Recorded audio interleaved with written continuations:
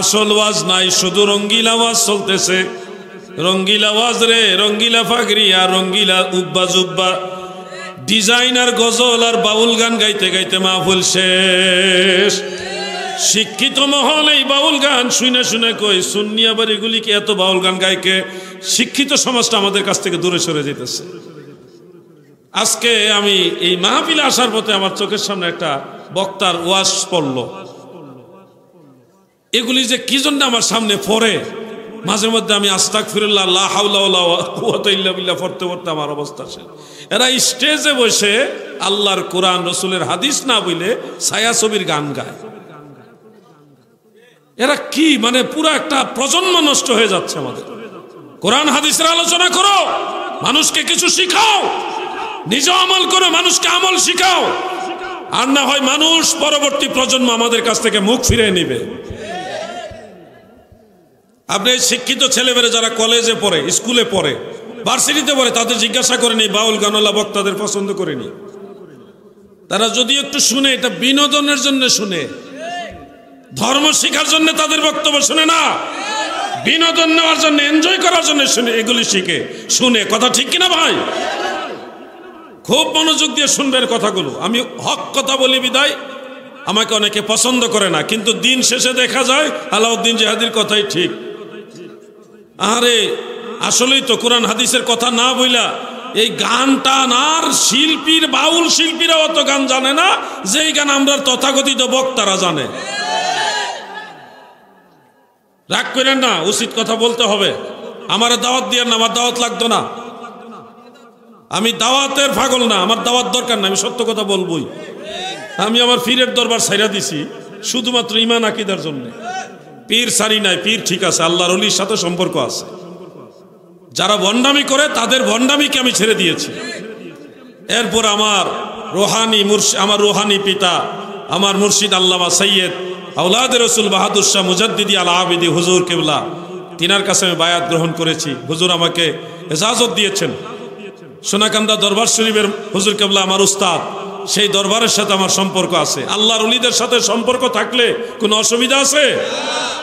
তোমাকে কেউ ভালোবাসবে না, কারণ তুমি ভণ্ড। ভণ্ডদেরকে কেউ পছন্দ করে না, কিন্তু ইসলামের পক্ষে যারা খেদমত করে দিন শেষে তারাই ময়দানে কাজে লাগে। ঠিক কিনা বলেন? কিশোরগঞ্জে, করিমগঞ্জে থানায় একজন আলেম নবীজিকে দাঁড়ায় সালাম দিচ্ছে। দেখছেন কিনা আপনার? এটা দয়াল নবীজিকে দাঁড়ায় সালাম দিচ্ছে। ঠিক এই সময় আরো দুই একজন লোক তারা ইনস্ট্যান্ট মাইক থেকে মাইকটা কেড়ে নিয়ে মিলাদ শরীফ বা নবীজির সালাম বন্ধ করে দিচ্ছে। মাইক নিয়ে ওই লোকে বলতেছে আমি 5 মিনিট বক্তৃতা দিব। উনি বক্তব্য দিব 5 মিনিট, নবীর সালাম বন্ধ করে দিয়া। আচ্ছা আপনারা বলেন নবীর সালাম বড় না বক্তব্য বড়? যেই লোক আল্লাহর নবীর সালাম বন্ধ করে দেয়, বক্তব্য দিতে চায়, তার দুনিয়া আখিরাতে আল্লাহর গজব পড়ব। ঠিক কিনা বলে? আল্লাহর নবীর সালাম বন্ধ করে দেয়, দিয়া বক্তব্য দিব, কত বড় বক্তব্য দৈন্য হইছে চিন্তা করছেন? তো যে আলেমা ছিল ওখানে, উনি বলছে যে আমি ক্যাম্প করি, আপনারা করেন না, অসুবিধা না, আমি তো বাধ্য করতেছি না। আমরা যারা চাই নবীজির সালাম দিয়ে আপনারা দিয়েন না, কিন্তু ঝগড়া করেন না। কিন্তু এরপরে তারা মিলাদে ক্যাম্প করতে দিবে না। তো এই যে একটা দুঃখজনক অধ্যায়। আমাদের কথা হলো যারা মিলাদ পড়ে না, এটা তাদের ব্যক্তিগত ব্যাপার। যারা পড়তে চায় তারা পড়ুক, কিন্তু ঝগড়া বিবাদ যেন না হয়। কথা বুঝতে পারছেন না ভাই? এই ঝগড়া বিবাদটা আমরা চাই না। আমরা সমাজে শান্তি চাই, সবাই মিলেমিশে থাকতে চাই। কিন্তু আফসোস হলো আমাদের সেই বক্তা সাহেব স্টেজের ভিতরে, আচ্ছা কইতাছি তো, মানুষ সাফানের কথা ওয়াজের মাঝখানে নি কয়। আল্লাহু আকবার। একটা যখন মিলাদ শরীফ, দুরূদ শরীফ টান দেবো অথবা জিকিরের দেবো, তখন কে কইবেন মানুষ সাফাইলাম, ওয়াজের মাঝখানে গেলে তো ওয়াজটা কাট করে দিলেন। আচ্ছা যাই হোক, বুঝছে না ভাই, আপনারা কি বুঝছেননি না? আচ্ছা যাক, আলহামদুলিল্লাহ। আমাদের সেই সুন্নি আলেম ভাই, উনি নরম নরম নরম নরম কথা কই আয়া পড়ছে। ওনার তো বলা উচিত ছিল যে আমাদের সুন্নি জামাতের আলেম আছে, আপনারা এটা কেন বন্ধ করবেন? যদি এটা না জায়েজ হয় আমরাও করতাম না।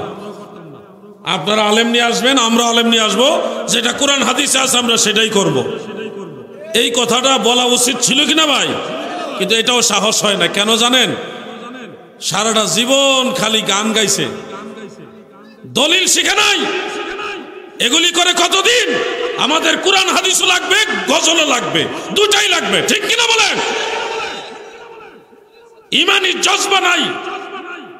আমি আগেও আহ্বান করেছি, আজকেও আহ্বান করতেছি, যদিও ওই যে বিপ্লব মিডিয়া আসছে এখানে, বিপ্লব মিডিয়ার মাধ্যমে কথাগুলি হয়তো কিশোরগঞ্জে যাবে, আশাবাদী।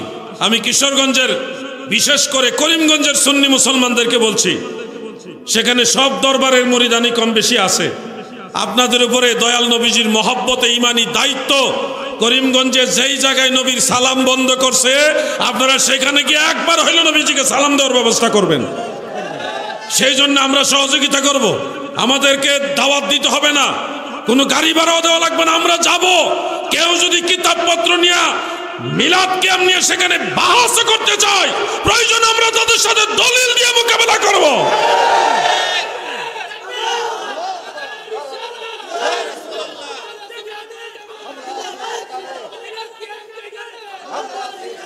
প্রিয় ভাই আমার, এজন্য আপনাদেরকে অনুরোধ করব, ফিতনা ছড়াবেন না, ফিতনায় জড়াবেন না। কেন আপনি নবীজির সালাম বন্ধ করবেন? আপনি দিয়েন না। আল্লাহ তো ফেরেশতা দিয়ে নবীরে সালাম দেওয়ায়, আপনি না দিলে কি? আমরা নবীজিকে ভালোবাসি, দাঁড়ায় সালাম দেই। কোনো প্রশ্ন থাকলে বলবেন যে কেন সালাম দেন, সাহাবীরা দিছে কিনা, এগুলি প্রশ্ন করতে পারেন। কোনো দলিল তলব না কইরা দয়াল নবীর সালাতু সালাম যারা বন্ধ করে দেয়, এরা কখনো নবীর প্রেমিক উম্মত হতে পারে না। প্রিয় ভাই আমার, চাইছিলাম না আজকে আকীদা নিয়া কঠিন কথা বলবো, কিন্তু মাঝখানে আয়া পড়ছে, কিচ্ছু করার নাই। ফিতনার যুগ, কথা না বললেও পারি না, কথা বলতে হবে। আমরা নবীজির সালাতু সালাম চাই কিনা বলেন? যুবক ভাইদের জবান থেকে, যুবকদের জবান থেকে শুনতে চাই, আপনারা বলেন নবীজির সালাতু সালাম চান কিনা? যুবকরা বলো, চাই কিনা? নারায়ে তাকবীর, নারায়ে রিসালাত, আহলে সুন্নাত ওয়াল জামাত, মিলাদ কিয়াম যেখানে, সালাতু সালাম যেখানে। দেখছেন, কথা কইতে পারে না, বাক প্রতিবন্ধী। সে কি বলতেছে? আল্লাহ আল্লাহ, জবান দিয়ে কথা বের হচ্ছে না, কিন্তু আওয়াজ তো বের হচ্ছে। এই আওয়াজটা দিয়া দয়াল নবীর পক্ষে শরীক হয়েছে। আমার তো আওয়াজ নাই, আমি তো শব্দ উচ্চারণ করতে পারি না, আমার মুখের আওয়াজটা দিয়ে আপনাদের সাথে দয়াল নবীর পক্ষে দাঁড়াইলাম। এটাই তো প্রেম, এটাই তো প্রেম। সৃষ্টি জগতে যত সংখ্যক সৃষ্টি আছে, সৃষ্টি জগতে যত সংখ্যক সৃষ্টি আছে, কত সংখ্যক আছে আমরা জানি নাকি? আমরা কেউ জানি না। যদি অনেকে বলে 18,000 মাখলুকাত, 80,000 আলম, এটা তো হইলো কথার কথা, মানে অগণিত বুঝাইবার জন্যে। যে যেই সাগরে সাঁতার কাটে তার কাছে ওই সাগর বড় মনে হয়। কোনো কোনো আল্লাহর ওলি আল্লাহর সৃষ্টি জগতে সায়ের করেছে, সায়ের করতে করতে করতে করতে ওনাদের দৃষ্টিতে, ওনাদের নজরে, ওনাদের ক্যাপাসিটির মধ্যে 18,000 মাখলুকাত, 80,000 আলম ধরা পড়ছে। কিন্তু আসলে এর চেয়েও আরো অনেক বেশি আছে।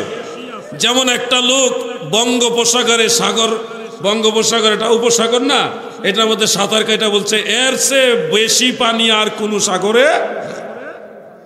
কিন্তু এই লোক যদি প্রশান্ত মহাসাগরে যায় তার কাছে আরো বড় মনে হবে, আটলান্টিক মহাসাগরে গেলেও তার ওরকম আরো বেশি মনে হবে। বিষয়টা হলো যে যেই সাগরে ডুবুরি সে ওই সাগর সম্পর্কে আইডিয়া আছে। কোন কোন আল্লাহর ওলিরা বলেছেন 18,000 মাখলুকাত, 80,000 আলম। এটা হলো ওনার বেলায়েতের পাওয়ার, নজরে কারাম বা আল্লাহ তাআলার যে নূরানি নজর, এটা দিয়ে এই পর্যন্তই তিনি দেখতে পেয়েছেন বিদায় এইভাবে বলেছেন। কিন্তু এর বাইরেও আরো আছে। আল্লাহর এই সৃষ্টি জগতে যত সংখ্যক সৃষ্টি রয়েছে তত সংখ্যক নেকি আমার আল্লাহ আপনার আমল নামায় লিখবে একটা দোয়া পড়লে। আমি কি সেই দোয়াটা শিক্ষা দিব আপনাদের? সবাই বলেন শিক্ষা দিব। আজকে একটু ব্যতিক্রম ধর্মী কথা বলি। 3টা শব্দ সেই দোয়ার মধ্যে আছে, মাত্র 3টা শব্দ। এর মধ্যে একটা শব্দ আপনারা সবাই পারেন, 2টা শব্দ মুখস্থ করবেন, একবার বললেই ওই 2টা পারবেন। আমার সাথে বলুন সুবহানাল্লাহি আদাদা খলকিহি। বাস, পারবেন না এটা? একবার পড়বেন, সৃষ্টি জগতের সমসংখ্যক নেকি আল্লাহ আমল নামে দিবে। আরেকবার বলুন সুবহানাল্লাহি আদাদা খলকিহি। তিনটা শব্দ, সুবহানাল্লাহ তো পারেনি, শিখবেন আদাদা খলকিহি, আদাদা খলকিহি, সুবহানাল্লাহি আদাদা খলকিহি, মুখস্থ করে নেন। সুবহানাল্লাহি আদাদা খলকিহি, আল্লাহ তাআলা বেহিসাব নেকি দিবেন। এইভাবে আল্লাহ তাআলা যাকে দেয় এইভাবেই দেয়। সুবহানাল্লাহ বলুন। আমার দাদু ভাইয়েরা গো, সহিহ বুখারীর মধ্যে উল্লেখ রয়েছে, আমার দয়াল নবীজি বলেন, আমার উম্মতেরা যখন দান করে, যেমন একটা খেজুর আপনি দান করেছেন, বেশি দান করতে পারেন, তবে বোঝানোর জন্য দয়াল নবী একটা খেজুরের কথা বলেছেন। আজকের দিনে কেউ যদি আল্লাহর সন্তুষ্টির জন্য একটা খেজুর দান করে, এই এক খেজুরের বিনিময় আমার আল্লাহ কিভাবে দিবে, দয়াল নবী বর্ণনা করেছেন। এই খেজুর যেদিন দান করলেন, স্বাভাবিক নিয়মে ওই দিন একটা খেজুরের বীজ মাটিতে রোপণ করলে, স্বাভাবিক নিয়মে একটা গাছ হলে, ওই গাছের মধ্যে স্বাভাবিক নিয়মে আবার অসংখ্য খেজুর হবে, সেই অসংখ্য খেজুর আবার বীজ হবে, সেগুলি স্বাভাবিক নিয়মে আবার মাটিতে রোপণ করা হবে বীজ হিসেবে। এরপরে প্রতিটি খেজুরের বীজ থেকে আরো অসংখ্য গাছ হবে, অসংখ্য গাছে আবার ধারাবাহিকভাবে অগণিত অগণিত অগণিত খেজুর হবে, ওগুলি থেকে আবার বীজ হবে, আবার রোপণ করবেন, আবার গাছ হবে। এইভাবে আজকের দিন থেকে কিয়ামতের আগ পর্যন্ত যত সংখ্যক খেজুর হওয়ার সুযোগ আছে, তত সংখ্যক নেকি একটা খেজুর দান করলে আল্লাহ আপনাকে দান করবে। আল্লাহ যাকে দেয় এইভাবেই দেয়, এতে কি আপনারা বেজার? যাকে আল্লাহ দেয় এইভাবে দেয়। এই জন্য আমরা আল্লাহ দরবার শুকরিয়া। মনে রাখবেন একটা কথা, আল্লাহ সবাইরে এটা দেয় নাই, দিছে উম্মতে মুহাম্মাদিকে। এটা কিন্তু আমাদের কোনো ক্রেডিট না, আমরা যারা আছি উম্মত, আমাদের ক্রেডিট না, আল্লাহর রসুলের উম্মত। আপনি হাবিবুল্লাহ রাসূলুল্লাহ সাইয়্যিদুল মুরসালিন রাহমাতুল লিল আলামিন নবীর উম্মত হয়েছেন। নবীর ইজ্জত যত বড়, ওই বরকতে আল্লাহ আপনার নেকিও তত বড় দিবে। সুবহানাল্লাহ। দয়াল নবী তুমি গুণমণি, দয়াল নবী পাপী লোক তরাইবেন বলে গো নবী, পাক কোরআনেতে শুনি গো নবী।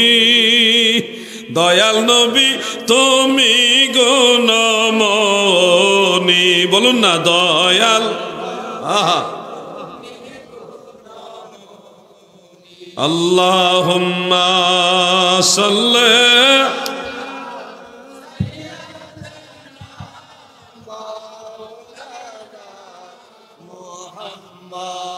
ওয়া আলা আলি সাইয়্যিদিনা। আমার দাদু ভাইরা গভীর মনোযোগ, আমল নিয়ে কিছু কথা আমি বলি। ইমানের আলোচনা, আকীদার আলোচনা সবসময় করি, আজকে কিছু আমল নিয়ে কথা বলি, শুনুন, মনোযোগ দেন। কারণ নবীজির উম্মত হয়ে দুনিয়াতে আসছেন, আমার নবী যত বড়, আপনার মর্যাদা নবীজির বরকতে অন্য উম্মতের তুলনায় বড় বানায়া দিছে। কারণ আপনারা জান্নাতে যাওয়ার আগে অন্য নবীর উম্মতেরা জান্নাতে ঢুকতেই পারবে না। সবার আগে জান্নাতে যাবেন আপনারা, মানে উম্মতে মুহাম্মাদি। তাহলে এটা মর্যাদা, সম্মান ছোট না। কিন্তু দুনিয়াতে আসছেন সবার শেষে, জান্নাতে যাবেন সবার আগে। কথাটা কি সাধারণ কথা মনে করছেন? সবার শেষে আইছেন, জান্নাতে যাবেন সবার আগে। এটা কি এমনি এমনি হবে? স্পেশাল মনে রাখবেন, একটা রাত আছে বছরে একবার আসে, যেটা 1000 মাসের চেয়েও শ্রেষ্ঠ। বলেন তো এই রাতটা কোন রাত? জোরে বলেন। লাইলাতুল কদর, শবে কদর। লাইলাতুল কদরি খায়রুম মিন আলফি শাহর, কোরআন শরীফ আছে না? তো এই কদরের রাতটা হলো 1000 মাসের চেয়েও শ্রেষ্ঠ। দাদু, মজলিসের আদব এইভাবে বসা। দাদু বেয়াদবি নিছেন না তো? আমি আপনার নাতির মতো, কিন্তু একটা মজলিসে কখনো এক পায়ের উপরে আরেক পা তুলে বসতে নাই, এটা মজলিসের আদবের মধ্যে পড়েন, আপনারাও এরকম করবেন না, ঠিক আছে? এমনি ব্যক্তিগতভাবে কোথাও বসছেন তখন যেভাবে আরাম পান ওইভাবে বসবেন, সেটা আপনাদের। কিন্তু মজলিসে আমার চাইতো দামি মানুষ এখানে থাকতে কি পারে কিনা বলেন না? আমার চাইতো বেশি আল্লাহ তাআলা ভালোবাসে এমন বহু মানুষে মাটিতে বসে আছে, এটা আমি বিশ্বাস করি। সেই হিসাবে একটা সিস্টেম, এই জন্য চেয়ারে বসে, অন্যথায় নিচে বসে আপনাদের সাথে কথা বলার উচিত ছিল। কিন্তু আমি যদি নিচে বসে যাই তাহলে অনেকে দূর থেকে দেখবেন না, আমারও কথা বলতে একটা স্যাটিসফাইড মনে হবে না। সিস্টেমের কারণে আমরা এইভাবে বসছি। মজলিসের আদব আমরা খেয়াল রাখবো। আল্লাহ তাআলা আমাদের আমল করার তৌফিক দেন, বলেন আমিন। আমার দাদু ভাইয়েরা গভীর মনোযোগ। বছরে একটা রাত আছে যেই রাতটা হাজার মাসের চেয়েও শ্রেষ্ঠ রাত, সেই রাতের নাম হলো লাইলাতুল কদর, যার কথা আল্লাহ নিজে কোরআনুল কারীমের মধ্যে বলেছেন, লাইলাতুল কদরি খায়রুম মিন আলফি শাহর। লাইলাতুল কদর হাজার মাসের চেয়ে উত্তম, হাজার মাসের চেয়েও শ্রেষ্ঠ রাত।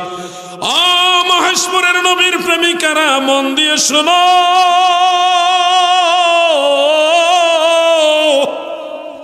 আল্লাহর পক্ষ থেকে আমার আল্লাহ বছরে একবার লাইলাতুল কদর দিয়েছে। আমার দয়াল নবী বলে বছরে একবার আমার উম্মতে পাবে, এইটা না আরো বেশি পাইতে হবে। প্রতিদিন যেন লাইলাতুল কদর আমার উম্মতে পায়, এই ব্যবস্থা আমি রাসূল করে দিয়ে গেলাম। সুবহানাল্লাহ। কেমনে গো প্রতিদিন লাইলাতুল কদর কেমনে হাসিল করবেন? বছর ঘুরে মাহে রমাদানে শেষ 10 দিনে বেজুর রাত্রে লাইলাতুল কদর আসে। হয় 21, না হয় 23, না হয় 25, না হয় 27, না হয় 29, যে কোনো বেজুর রাত্রে লাইলাতুল কদর আসে। আমরা সেটা তো তালাশ করি, করতে থাকবো ইনশাআল্লাহ। কিন্তু প্রতিদিন লাইলাতুল কদরের সমান নেকি আপনি কিভাবে হাসিল করবেন, এই পদ্ধতি আমার দয়াল নবীজি শিক্ষা দিয়ে গেছেন। আমি কি সেই পদ্ধতি আপনাদের স্মরণ করাবো? আমি কি বলবো? তাবারানির মুআজামুল কবির, অন্যান্য হাদিস গ্রন্থে উল্লেখ, বিশেষ করে হাফেজুল হাদিস ইমাম মুনজিরি রহমাতুল্লাহ আলাইহির লেখা একটা কিতাব আছে, এটার নাম আত-তারগীব ওয়াত তারহিব। সেই কিতাবের মধ্যে উল্লেখ রয়েছে, দয়াল নবীজি বলেন, ক্বালা রাসূলুল্লাহি সাল্লাল্লাহু আলাইহি ওয়াসাল্লাম, মান হাফিজা আরবা রাকাতিন বাদাল ইশাই, যারা এশার নামাজের ফরজের পরে 4 রাকাত নামাজ যথাযথ আদায় করবে। ফরজ নামাজ শেষ, এখন আপনি 4 রাকাত নামাজ ঠিক মতো আদায় করতে হবে। কোন 4 রাকাত নামাজ হুজুর?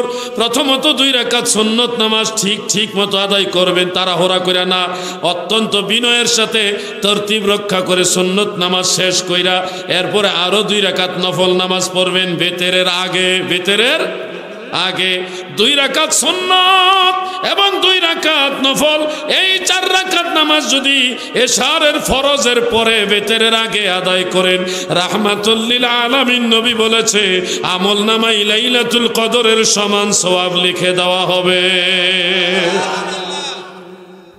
কঠিন আমল নিয়ে এটা, আপনারা অনেকে আমল করেনও কিন্তু জানেন না এত বড় ফজিলত যেটার ভিতরে আছে। কিন্তু অনেকে অবহেলা করে, এশার নামাজের পরে 2 রাকাত সুন্নত পরেই বেতের পরে ফেলে, বেতের পরে 2 রাকাত নফল নামাজ পড়ে। বেতেরের আগে যে নফল 2 রাকাত আছে এটা অনেক মুসল্লিরা পড়ে না, অথচ এটাই হলো বেশি দামি যেটা ওইটা ছাইরা দেয়। পরেরটাও দামি কিন্তু আগেরটা ছাড়বেন না। আগেরটা যদি আপনি আদায় করেন তাহলে কি ফজিলত, কি নেকি, এটা তো বুঝতে পারছেন নাকি? প্রতিদিন যদি লাইলাতুল কদর আপনার আমল নামে লেখা হয়, লাইলাতুল কদর মানে কি 1000 মাসের চেয়েও শ্রেষ্ঠ একটা রাত। 1000 মাস নফল নামাজ পড়লে যেই সওয়াব, এর চেয়েও বেশি সওয়াব লাইলাতুল কদরে। আর সেই কদর রজনীর সমান সওয়াব শুধুমাত্র এই নফল নামাজটা পড়লেই আল্লাহ আপনার আমল নামায় যোগ করবে। তাহলে বলেন এই নফল নামাজটা পড়া দরকার আছে না নাই? যুবক ভাইরা কথা বলেন, আছে না নাই? আমার দাদু ভাইরাই এই বিষয়গুলি মনে রাখবেন। বিশেষ করে আরেকটা নামাজের কথা আমি আপনাদের স্মরণ করায় দেই। যাদের ব্যবসা বাণিজ্যের মধ্যে বরকত নাই, সংসারের মধ্যে বরকত নাই, এদিকে রুজি করে আনেন, ওইদিকে খরচ হয়ে যায়, কুল কিনার খুঁজে পাচ্ছেন না। একদিকে ছেলেকে টাকা দিলে মেয়ে টাকা চায়, মেয়েকে টাকা দিলে ছেলে চায়, স্ত্রীর দিলে সন্তানেরা চায়, মা বাবা চাইলে মা বাবারে ঠিক মতো দিতে পারেন না, স্ত্রী চাইলে দিতে পারেন না। একটা সাগরের মধ্যে পড়ে আছেন, বরকতহীন সংসার যার, তাকে আমি দুইটা আমলের কথা বলে যাব। এক নম্বর হলো যেই ঘরের মধ্যে বরকত নাই, মানে কোনো কাজ একদিকে একজন সুস্থ হইলে আরেকজন অসুস্থ, আরেকজন সুস্থ হইলে আরেকজন অসুস্থ, কোনো দিকেই ঘরটার ভিতরে কোনো রহমত বরকত নাই, এরকম পেরেশানির মধ্যে যারা পড়ে গেছে, দুইটা আমল করবেন মনোযোগ দিয়া। এক নম্বর হলো আপনার ঘরের ভিতরে দুইজন একেবারে হত দরিদ্র মানুষ, গরিব, একেবারে নেহায়েত গরিব দুইজন মানুষ ঘরের ভিতরে বসায় খাওয়াইবেন এক বেলা। আপনার তৌফিক অনুযায়ী খাওয়ান, সবজি দিয়া ডাল দিয়েই খাওয়ান, কিন্তু আপনার ঘরে নিজ হাতে খাবারটা তাকে সামনে দিয়ে আদর করে যত্ন করে তাকে খাওয়াবেন। দুইজন মানুষকে একবেলা খাওয়াবেন, এই হলো একটা কাজ। দেখবেন আপনার ঘরের ভিতরে বালা মুসিবত যা ছিল এগুলি দূর হয়ে গেছে, আল্লাহর রহমতের ডালা আপনার ঘরে নাজিল হয়ে গেছে। সুবহানাল্লাহ। এটা ট্রাই করে দেখবেন, চেষ্টা করে দেখবেন। আমার নবীজি বলছে লিকুল্লি শাইইন যাকাতুন, প্রত্যেকটা জিনিসের যাকাত আছে। আর ঘরের যাকাত হলো জিয়াফত, গরিব মিসকিন মানুষকে খাবার খাওয়াইলে ঘরের যে যাকাত এটা আদায় হয়, যার ফলে ঘরের ভিতরে যত বালা মুসিবত, রোগ বেমার এগুলি আল্লাহ দূর করে দেয়। সুবহানাল্লাহ বলেন। দাদু আমার আরেকটা আমল করবেন, দ্বিতীয় আমলটা, জোহরের নামাজ কত রাকাত? সর্বমোট কত রাকাত? 12 রাকাতই পড়বেন, 2 রাকাত কম পড়বেন না, টোটাল 12 রাকাত, 12 রাকাতই পড়বেন। কারণ দয়াল নবীজির হাদিসে আছে মান সাল্লা 4 রাকাতিন ক্বাবলা যুহর ওয়া বা'দাহা, যারা জোহরের পূর্বে 4 রাকাত পড়ে, জোহরের পরেও 4 রাকাত পড়ে, আমার দয়াল নবী বলেন ফুতিহাত লাহু আবওয়াবুর রাহমাহ, জোহরের আগে 4 রাকাত সুন্নত, পরে 2 রাকাত সুন্নত এবং 2 রাকাত নফলে 4 রাকাত, টোটাল 12 রাকাত যারা জোহরের নামাজ পড়ে, আল্লাহর সবগুলি রহমতের দরজা তার জন্য খুলে দেয়। সুবহানাল্লাহ।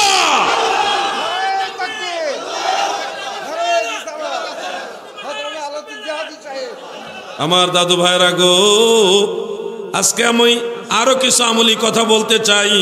সাধারণত এই ধরনের আলোচনা কম হয়, কিন্তু আজকে আমি এই বিষয়গুলি আপনাদের স্মরণ করাই দেই। বলুন তো আসরের নামাজ কয় রাকাত? জোরে বলেন। যুবক ভাইরা, হয়তো আপনাদের কাছে আলোচনাটা পছন্দ হবে না, কারণ নামাজের ওয়াজ, এই ধরনের ফজিলতের ওয়াজ আপনারা আসলে তেমন পছন্দ করেন কিনা জানি না। আসলে খারাপ লাগে নাকি? এই কথাগুলো আপনাদের কাজে লাগবে, দুনিয়াতেও কাজে লাগবে, মরার পরেও কাজে লাগবে। আকীদার ওয়াজ জীবনে কম করছি, বহু করছি, আজকেও কিছু বলবো, কিন্তু আমলের কথাগুলি শুনেন। সাদের জীবন তো হেলায় হেলায় চলে যাইতেছে, কোন দিন আজরাইল আইসা খাপলা মাইরা লইয়া যাইবো গা, গ্যারান্টি নাই তো। আজকে আর কালকে 24 ঘন্টার ভিতরে 3 বার ভূমিকম্প হয়েছে বাংলাদেশে। গতকাল যেটা হয়েছে এটা বড়টা, আজকে সন্ধ্যা 6:10 আরেকটা ভূমিকম্প হয়েছে, দিনের বেলা আরেকটা হয়েছে ছোট। একই দিনে 24 ঘন্টার ভিতরে 3 বার ভূমিকম্প হয়েছে বাংলাদেশে। এটা হলো কিয়ামতের আলামত। দয়াল নবীজি বলেছেন কিয়ামতের পূর্বে ঘন ঘন ভূমিকম্প হবে, এবং ইমাম মাহদী আলাইহিস সালাম আসার আগে বড় বড় 3টা ভূমিকম্প হবে। বড় বড় 3টা ভূমিকম্প, সারা পৃথিবী ব্যাপী বড় বড় 3টা ভূমিকম্প যখন হবে, তখন ধরে নিতে হবে ইমাম মাহদী আলাইহিস সালাম আসার সময় হয়ে গেছে। প্রস্তুত হইতে হবে, রেডি হইতে হবে। যুবক ভাইরা, আপনাদের অবহেলা করলে হবে না, আপনারাও প্রস্তুতি নেন যে আল্লাহ তাআলা যে কোনো সময় আমার কাছে আজরাইল পাঠাইলে আমি যেন ঈমান নিয়ে যাইতে পারি। আর আপনারা তো সুন্নি মুসলমান, আপনাদের টেনশন নাই। আজরাইল আইসা দেখা দিলে হয়তো ভয় পাবেন, আজরাইল ভয়ের জিনিসই। আজরাইলের দিকে দেখলে ভয় লাগবে, গলা শুকায় যাবে, চোখ উল্টায় দিবেন, অস্বাভাবিক আচরণ মনে হবে, ভয় পাবেন।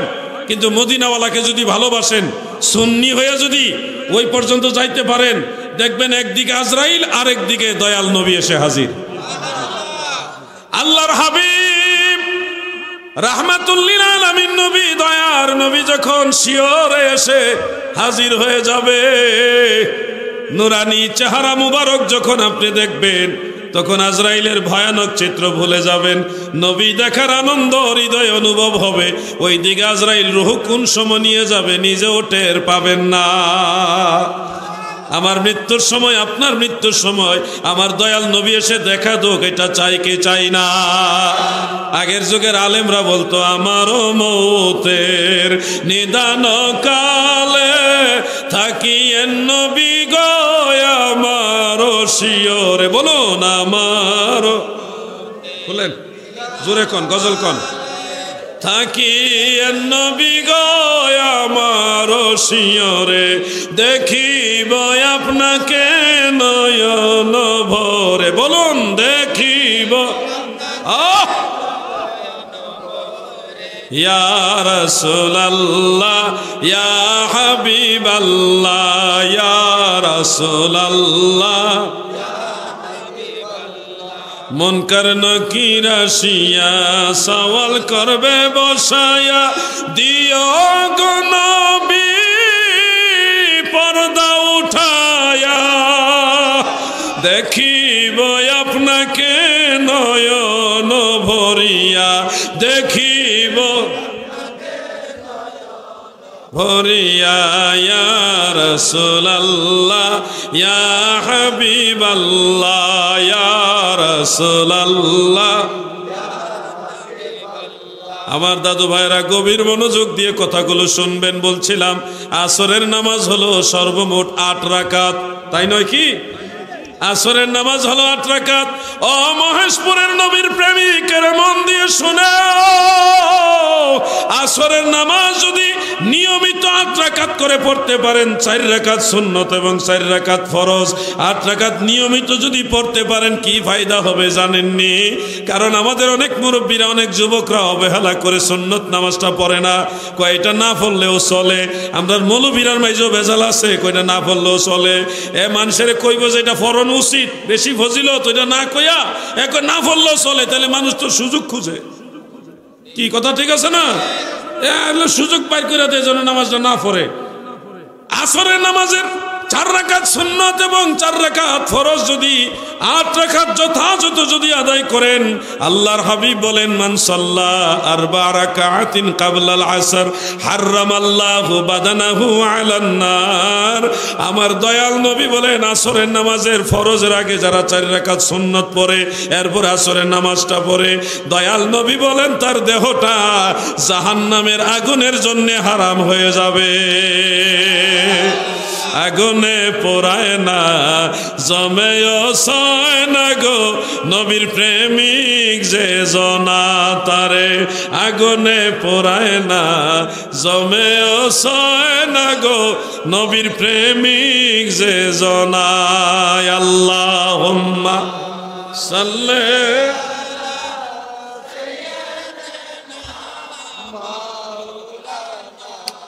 মুহাম্মাদ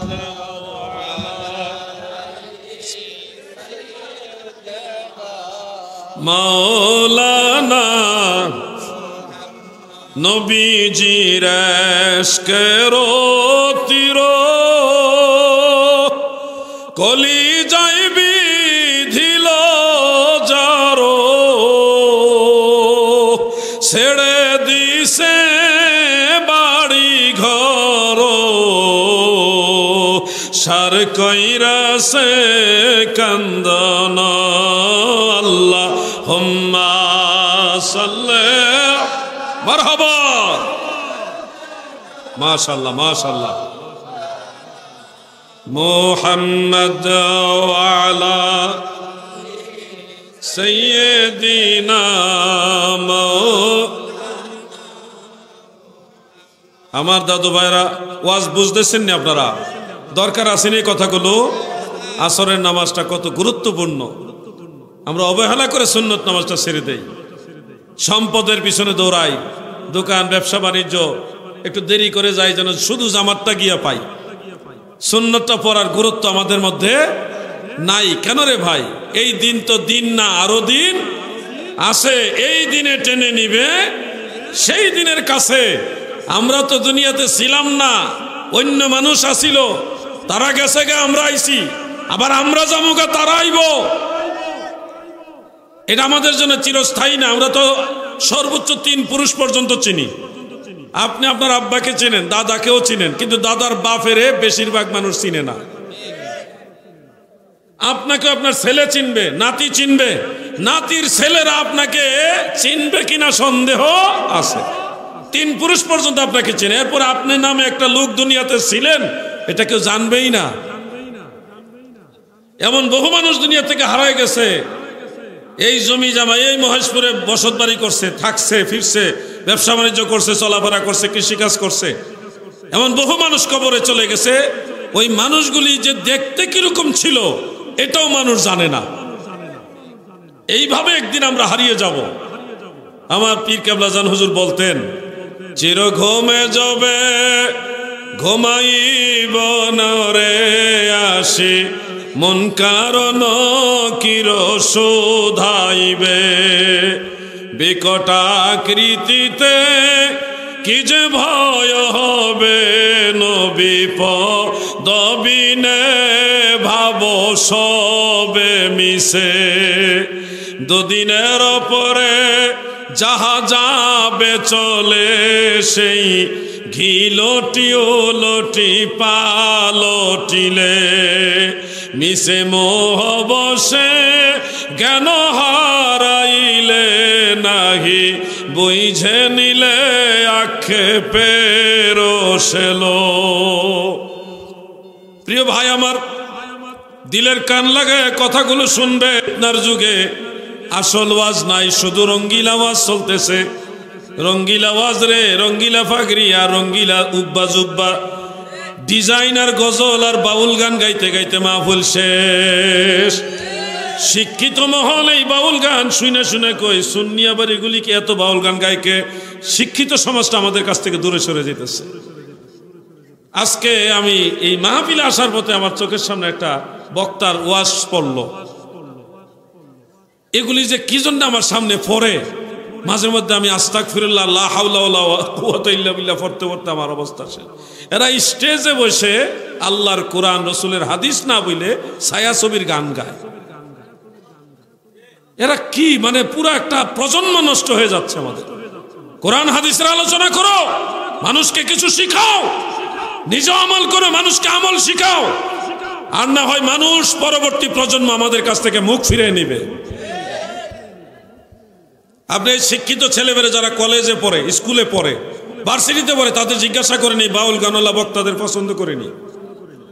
তারা যদি একটু শুনে, এটা বিনোদনের জন্য শুনে, ধর্ম শিখার জন্য তাদের বক্তব্য শুনে না, বিনোদন নেওয়ার জন্য, এনজয় করার জন্য শুনে, এগুলি শিখে শুনে। কথা ঠিক কিনা ভাই? খুব মনোযোগ দিয়ে শুনবেন কথাগুলো। আমি হক কথা বলি বিদায় আমাকে অনেকে পছন্দ করে না, কিন্তু দিন শেষে দেখা যায় আলাউদ্দিন জিহাদির কথাই ঠিক। আরে আসলেই তো কোরআন হাদিসের কথা না বইলা এই গানটা আর শিল্পীর, বাউল শিল্পীরা অত গান জানে না যেই গান আমরা তথাকথিত বক্তারা জানে।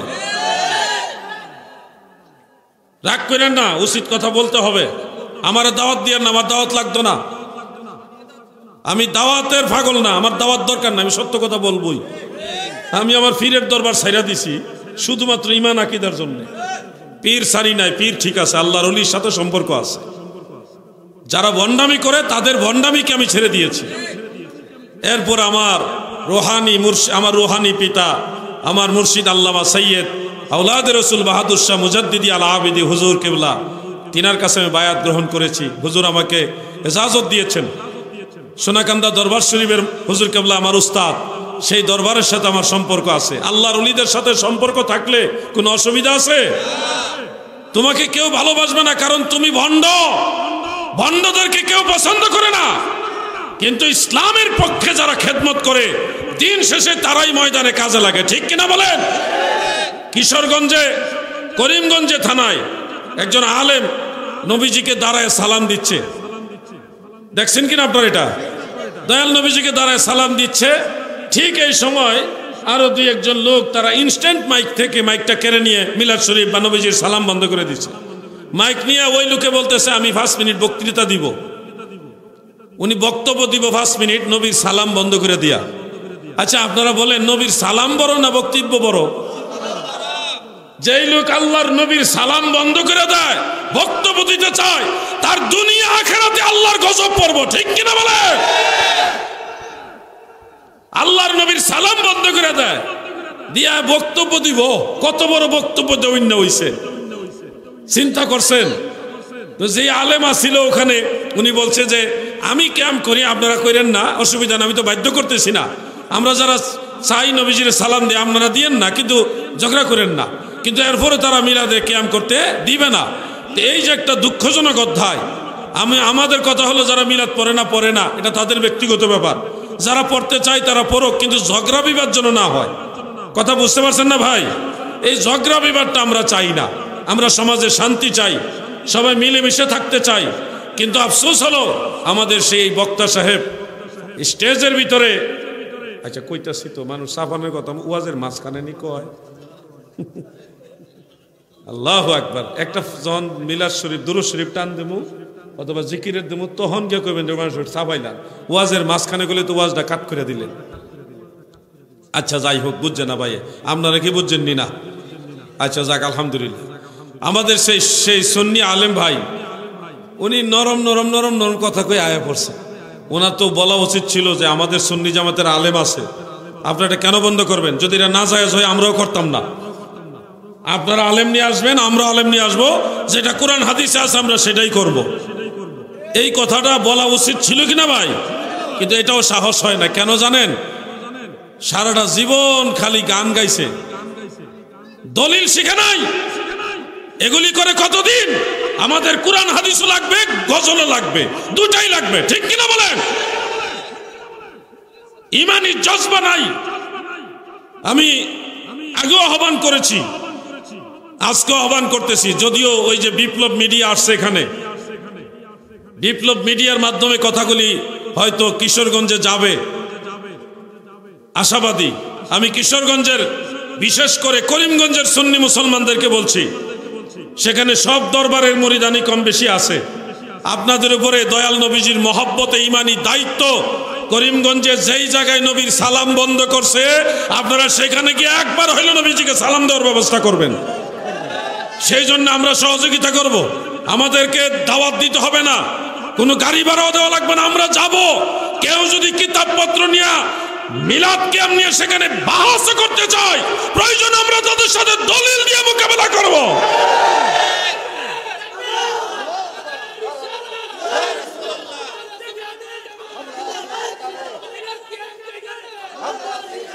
প্রিয় ভাই আমার, এজন্য আপনাদেরকে অনুরোধ করব, ফিতনা ছড়াবেন না, ফিতনায় জড়াবেন না। কেন আপনি নবীজির সালাম বন্ধ করবেন? আপনি দিয়েন না। আল্লাহ তো ফেরেশতা দিয়ে নবীরে সালাম দেওয়ায়, আপনি না দিলে কি? আমরা নবীজিকে ভালোবাসি, দাঁড়ায় সালাম দেই। কোনো প্রশ্ন থাকলে বলবেন যে কেন সালাম দেন, সাহাবীরা দিছে কিনা, এগুলি প্রশ্ন করতে পারেন। কোনো দলিল তলব না কইরা দয়াল নবীর সালাতু সালাম যারা বন্ধ করে দেয় এরা কখনো নবীর প্রেমিক উম্মত হতে পারে না। প্রিয় ভাই আমার, চাইছিলাম না আজকে আকীদা নিয়া কঠিন কথা বলবো, কিন্তু মাঝখানে আয়া পড়ছে, কিচ্ছু করার নাই। ফিতনার যুগ, কথা না বললেও পারি না, কথা বলতে হবে। আমরা নবীজির সালাতু সালাম চাই কিনা বলেন? যুবক ভাইদের জবান থেকে, যুবকদের জবান থেকে শুনতে চাই, আপনারা বলেন নবীজির সালাতু সালাম চান কিনা? যুবকরা বলো চাই কিনা? নারায়ে তাকবীর, নারায়ে রিসালাত, আহলে সুন্নাত ওয়াল জামাত, মিলাদ কিয়াম যেখানে, সালাতু সালাম যেখানে।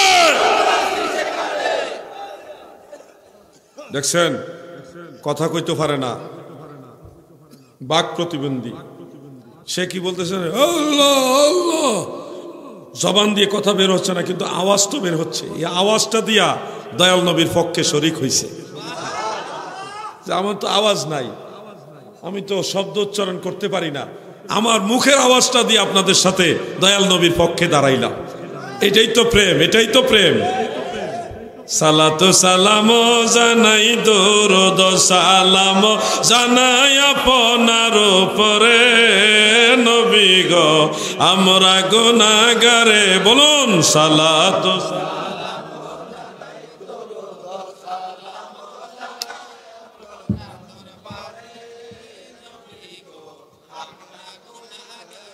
সালাম আমরা গুনাহগার জানাই আমরা গুনাহগারে সালাম আমরা গুনাহগারে নবী গো আপনার। আমার দাদু ভাইরা, যাই হোক, আমি আমার আলোচনার মূল জায়গায় চলে যাই। মিলাদ এবং কিয়াম নিয়ে কিছু ইসলামী সঙ্গীত বা বাউল গান, এগুলি নিয়ে একটু মাঝখানে কথা চলে এসেছে, বলে ফেললাম। তবে আরো কিছু কথা আপনাদের জেনে রাখতে হবে। ও ভাই আমার, আল্লাহর নবী রাহমাতুল লিল আলামিন এমন দামি নবী, যেই নবীকে আল্লাহ তাআলা শুধু 7 আসমান পার করে নাই, সিদরাতুল মুনতাহাই বড়ই গাছের নিচে হযরতে জিবরিল আমিনের অবস্থান। সেই জিবরিল ফেরেশতার সীমানা হলো এটা, এর উপরে জিবরিল আমিন যেতে পারে না। আমার নবীজিকে আল্লাহ তাআলা জিবরিল ফেরেশতার সীমানাও পার করাইয়া নিচে। জিবরিল ফেরেশতার উপরেও ফেরেশতা আছে, জানেননি? জিবরিল ফেরেশতার উপরেও ফেরেশতা আছে। এরা কারা? আরশ বহনকারী ফেরেশতা। আল্লাহর আরশে আজিমটা যারা কাঁধে নিয়ে রাখছে, এই ফেরেশতারা ফেরেশতা জিবরিল আমিনের চেয়েও উপরে। জানেন না তো মনে হয়? জিবরিল ফেরেশতার নূরের পাওয়ার ওই পর্যন্তই, সিদরাতুল মুনতাহা পর্যন্ত, এরপরে আর যাইতে পারে না। কিন্তু এর পরেও আরো ফেরেশতা আছে যারা আরশে আজিমটা কাঁধে নিয়ে রাখছে। এই ফেরেশতাদের সীমানা পার করাইয়া আল্লাহ আমার নবীকে নিছে। এত উপরে নিয়ে কি করছে? 1 নম্বরে আল্লাহ নবীজিকে দেখা দিছে। ثم دنا فتدلى فكان قاب قوسين أو أدنى। মহান আল্লাহ তাআলা আমার নবীকে উপরে নিয়ে আল্লাহ নৈকট্যের বিচারে আল্লাহ তাআলা নবীজির কাছাকাছি আসছে। এত কাছে আসছে, মুসনাদ আহমদের মধ্যে উল্লেখ, মাজাজি অর্থে আল্লাহর কুদরতের 2 হাত নবীজির 2 কাঁধের উপরে রাখলেন। রেখে আমার নবীজিকে আল্লাহ প্রশ্ন করেন, নবী গো, 7 আসমানের ফেরেশতারা কিচির মিচির করে কি বলছে, আপনি কি তা শুনছেন কিনা? দয়াল নবীজি উত্তরে বললেন, ওগো আমার রব, ও দয়াল আল্লাহ, আপনার প্রেমে আমি বিভোর হয়ে গেছি, আমার বুক শীতল হয়ে গেছে। এই মুহূর্তে আমি কিছুই অনুভব করতে পারছি না। এই মুহূর্তে আমি আল্লাহর প্রেমে বিভোর। সুবহানাল্লাহ। তখন আল্লাহর কুদরতের হাত দয়াল নবীজির বাম দুধের 2 আঙ্গুল নিচে কলব বরাবর সিনার উপরে রেখে দিলেন। রেখে দেওয়ার পরে আল্লাহ জিজ্ঞাসা করে, বন্ধু, এবার অনুভব করতে পারছেননি? দয়াল নবীজি তখন বলেন, ফাআলিমতু মা ফিস সামাওয়াতি ওয়াল আরদ। 7 আসমান 7 জমিনে যত ইলম ছিল, সমস্ত ইলম ওই দিন আমি জেনে গেলাম। এই জন্য অন্য হাদিস আছে, উতিতুল ইলমাল আউয়ালিনা ওয়াল আখিরিন। আউয়াল আখিরের সমস্ত ইলম আমার আল্লাহ নবীকে দান করেছে।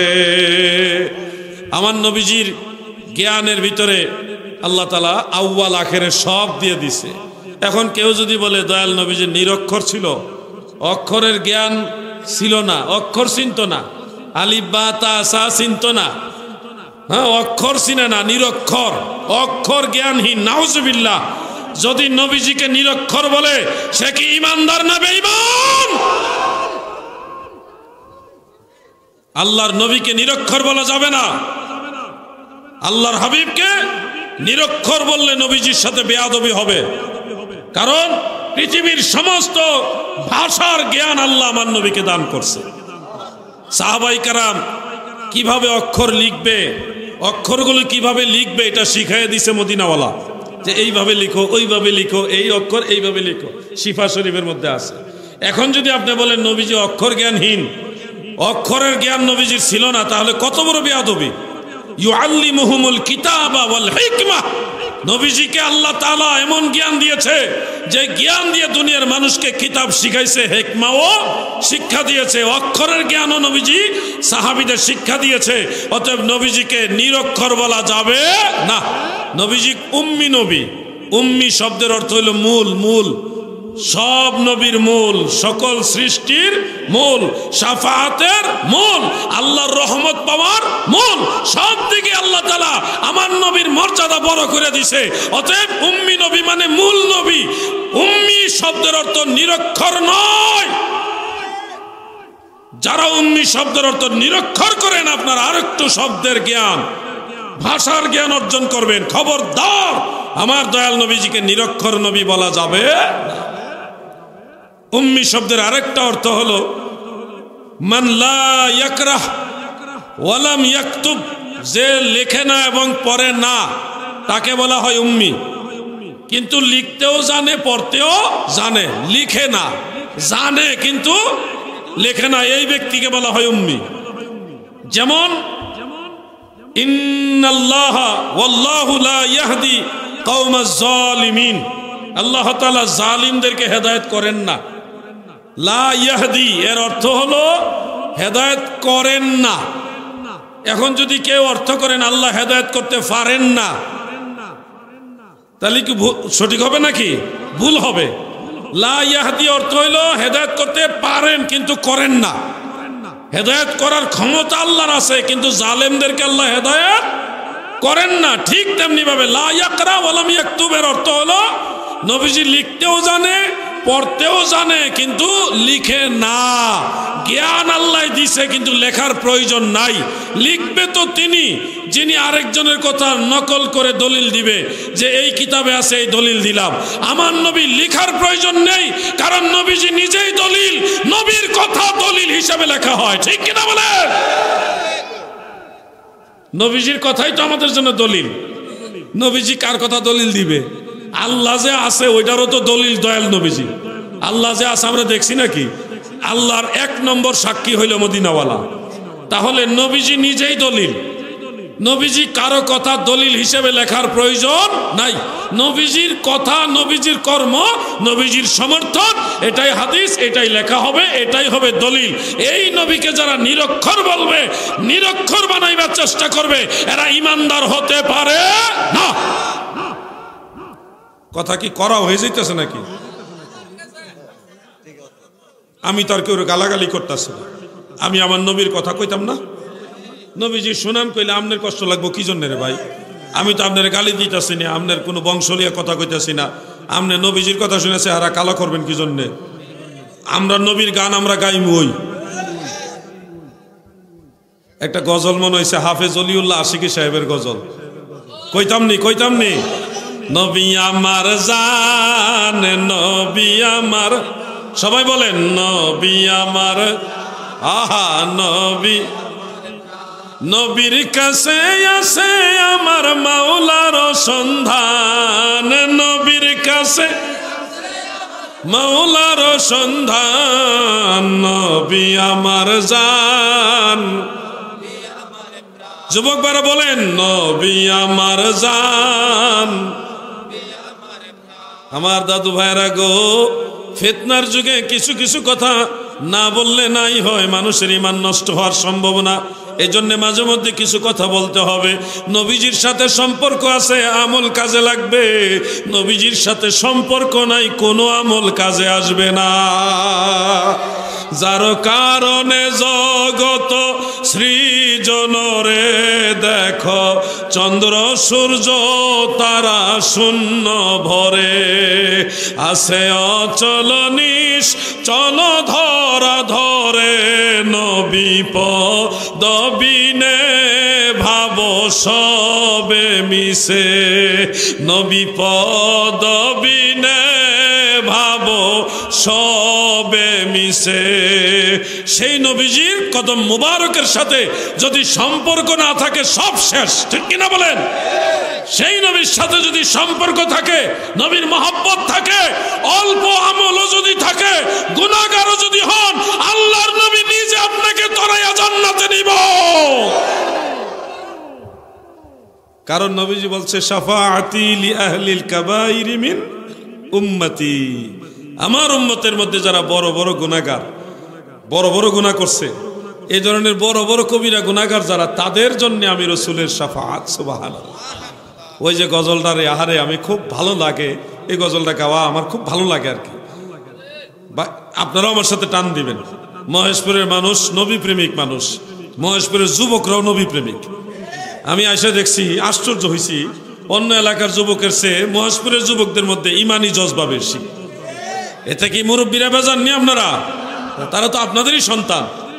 আপনাদের সন্তানের এই অবস্থা যদি দেখি তাহলে ভালো লাগে, আনন্দ লাগে, হৃদয়ে আনন্দ লাগে। যুবক ভাইরা সবাই মিলে মুরব্বীরা সহ গজলটা টান দেই। দয়াল নবী তুমি গুণমণি, দয়াল নবী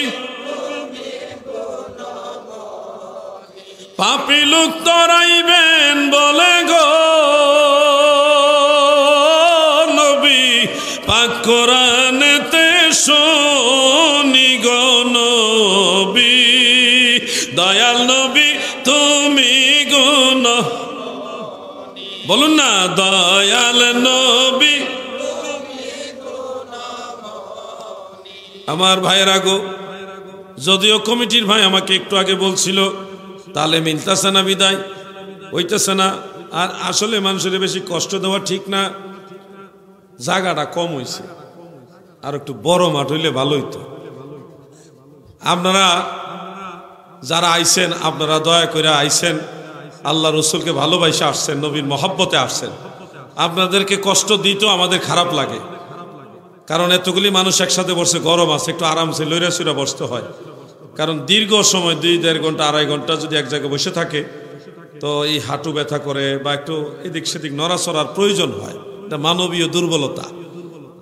সবার শারীরিক অবস্থা এক না। এখন যদি একজনের লেগে আরেকজন সাফাইয়া বয়, তখন এই লোকটা তো নামাজের কায়দায় লং টাইম বসে থাকতে পারে না, কিংবা এই 4 জানু হয়ে হাসন পেতে বসলেও অনেক সময় দেখা যায় একটা পা এদিক সেদিক করা লাগে। এজন্য আপনাদের কষ্ট হয় আমরা জানি। এরপরেও কমিটির ভাইদের আবদার, বাইরে যুবকরা যারা আছে তারাও বসার এটা হয়তো সুযোগ পাবে, তা আশাবাদী তারা ভিতরে বসবে। আপনারা যদি একটু দয়া করে তাদের জায়গা দেন। এমনও তো হইতে পারে এই মাহফিলে একটা ভাইকে বসার জায়গা দিছেন, এই উসিলায় হাসরের ময়দানে আল্লাহ জান্নাতে আপনার একটু জায়গা করে দিবে, দিতেও তো পারে, তাই না? আশা করেন, নিয়ত করেন, নিয়ত করে একটু সম্ভব হইলে আরেকজন ভাইকে বসার জায়গা করে দেওয়ার উদ্দেশ্যে সামনের দিকে চাপেন। যে যাইবেন গা বুঝলাম তার ফেসাবো ধরছে, যে যাইবো গা তারই ফেসাবো ধরছে, আমরা ধরে নেবো এটা। আন্নালে শয়তানও ধরছে, দুইটার একটা। উড়ন যাইতো না গেলাম, মানে আজ্ঞান যাইবো, যাওন যাইতো না। আমি আর কিছুক্ষণ কথা কই এই শেষ করে এলাম। টেনশনের তো কারণ নাই, মুর্শিদ কিবলা চলে আসছেন, অলরেডি মাহফিলের পাশেই আছেন, কিছুক্ষণ পরেই হুজুর চলে আসবে। আমি আর 2-3টা মাসআলা বলেই আপনাদেরকে ছেড়ে দিব, আমি আপনাদেরকে থেকে বিদায় নিয়ে চলে যাব। কিন্তু আমার অনুরোধ, ওই যে মাঝখানে দেখছেন এই জায়গাটা কি আওয়ামী লীগ আগে বইছিল নাকি? যে এই জায়গা বইতাম না, এটা ফেসিস্টের জায়গা। আগে বন জায়গাটা ফিল আপ করেন। একজনও যাইতেন না, গেলেই মনে করবো হয় পেশাব পায়খানা ধরছে, আর নাহলে শয়তানে ধরছে। যে কোনো একটা তো সমস্যা হয়েছে নাকি? আজ্ঞান আজ্ঞান, সামনে আয়েন। আর জিকির ইসমে জাত আল্লাহ আল্লাহ আল্লাহ আল্লাহ আল্লাহ আল্লাহ আল্লাহ আল্লাহ আল্লাহ। আজ্ঞান না, সবাই একটু আজ্ঞান।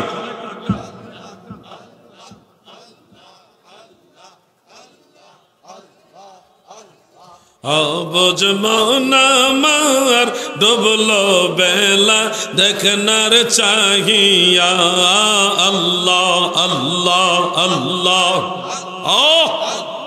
মারহাবা, আল্লাহ আল্লাহ। যারা রাস্তা আছেন এই সুযোগে ভিতরে ঢুকেন, ভিতরে পড়েন। আরে পারা পারার ডাক পড়িলে মরণের ডাক পড়িলে পার হবি তুই কি লইয়া, আরে পার হবি তুই কি লইয়া, ডুবলো বেলা দেখনার চাহিয়া, আল্লাহ আল্লাহ আল্লাহ আল্লাহ আল্লাহ। অবুঝ মন মার ডুবলো বেলা দেখনার চাহিয়া, আল্লাহ আল্লাহ আল্লাহ আল্লাহ। ওই যে মাঝখানে একটু গ্যাপ দেখা যায়, এই জায়গাটা ফিল আপ করে এলাম, অসুন্দর লাগে। নবীর কালেমা নামাজ রোজা পথের সম্মান করিয়া সামনে চলো মুমিন ভাইরে আল্লাহ আল্লাহ বলিয়া রে আল্লাহ আল্লাহ বলিয়া আল্লাহ সারা মাবুদ নাই রে আল্লাহ সারা মাবুদ নাই রে রাসূল সারা ও পাই নাই রে দেখছো নি মন ভাবিয়া ডুবল বেলা দেখনা চাহিয়া আল্লাহ আল্লাহ আল্লাহ আহা আসো না যুবক ভাইরা ভিতরে আসো আর কোন সময় বইবা মাহফিলে কও তোমরা তো আইসো নি মাহফিলে না ঘুরতে আইসো আল্লাহ আল্লাহ ভিতরে আয়ো ভিতরে না এলে বেটা এমন বদ্ধ তুমি ট্রাফিকের চাকরি ভাবি খারই থন লাগো সারাটা দিন রোদের মেঝে আরে পর পারার ডাক পড়িলে মরণের ডাক পড়িলে পার হবে তুই কি লইয়া আর পার হবে তুই কি লইয়া ডুবল বেলা দেখনার চাহিয়া আল্লাহ আল্লাহ আল্লাহ আল্লাহ সাদের জীবন হেলাই হেলাই চলে যাইতে লাগিল সাধন ভজন গুরু ভক্তি কিছুই নাহি হইল রং তামাশায় দিন কাটাইলা আল্লাহ আল্লাহ আল্লাহ আরে রং তামাশায় দিন কাটাইলা মায়ার জালে পড়িয়া ডুবল বেলা দেখনা চাহিয়া আল্লাহ আল্লাহ আল্লাহ অবুঝ মনামার ডুবল বেলা দেখনার চাহিয়া আল্লাহ আল্লাহ আল্লাহ আল্লাহ আল্লাহ আল্লাহ আল্লাহ আল্লাহ আল্লাহ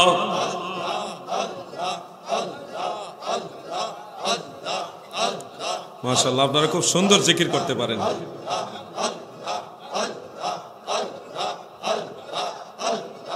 দেখছেন কত সুন্দর লাগে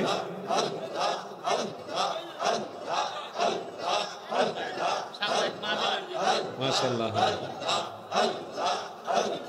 লা ইলাহা ইল্লাল্লাহু মুহাম্মাদুর রাসূলুল্লাহ সাল্লাল্লাহু আলাইহি ওয়াসাল্লাম এইভাবে জিকির করবেন মাঝে মধ্যে খানকা শরীফে জিকির করবেন আবার কিছু জিকির আছে তারা কি জিকির করে নিজেরাও বানান করতে পারে না এটা কিটা এটা কি অর্থ এটার বানান কেমনে